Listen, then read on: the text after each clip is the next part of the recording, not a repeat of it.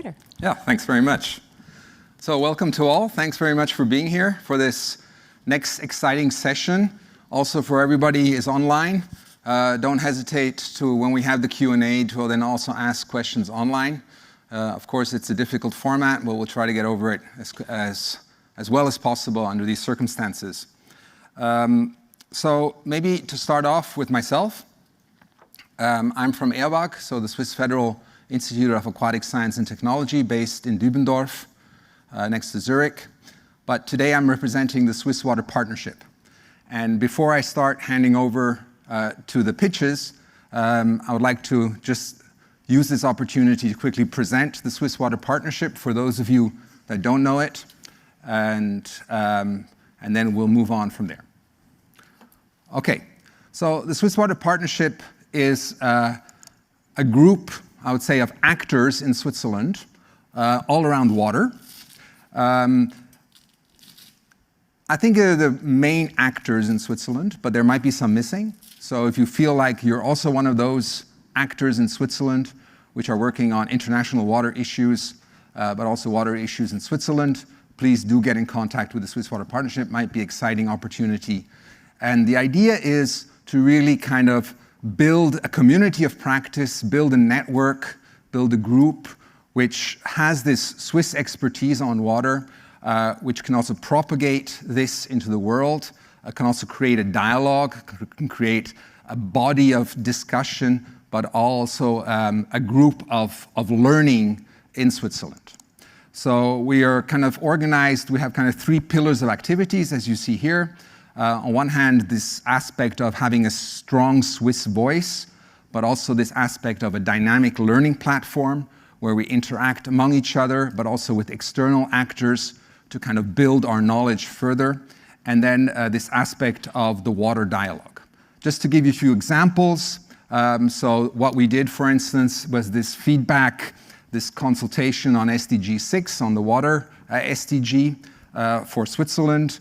Also, we're very present in a lot of international conference, predominantly, of course, World Water Week in Stockholm, where we're always present with a booth and with sessions. Also this year, we'll be having sessions and different events during the year, this aspect of dynamic platform.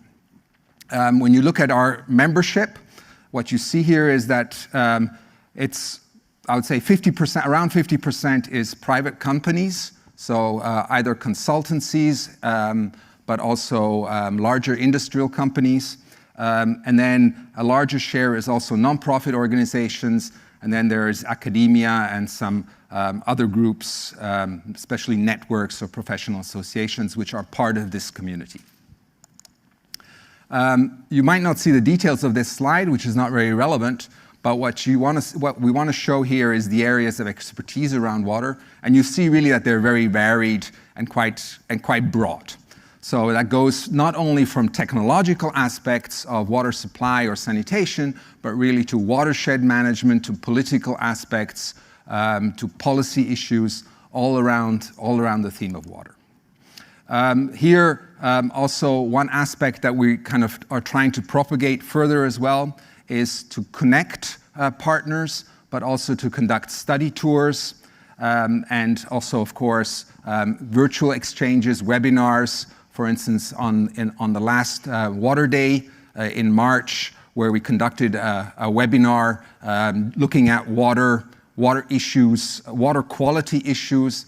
On one hand, in Switzerland, what are the challenges that we are facing, and then also internationally, and kind of see what kind of synergies can be developed between these kind of 2 geographical contexts.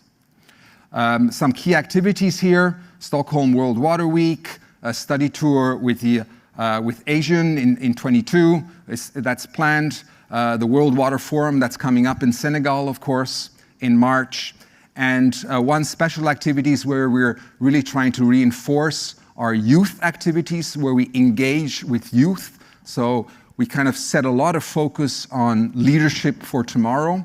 We would like to, I would say, foster and engage the youth in projects, in giving them opportunities to also participate with a voice into this partnership, and also into kind of structuring the pathway of this community also for the future.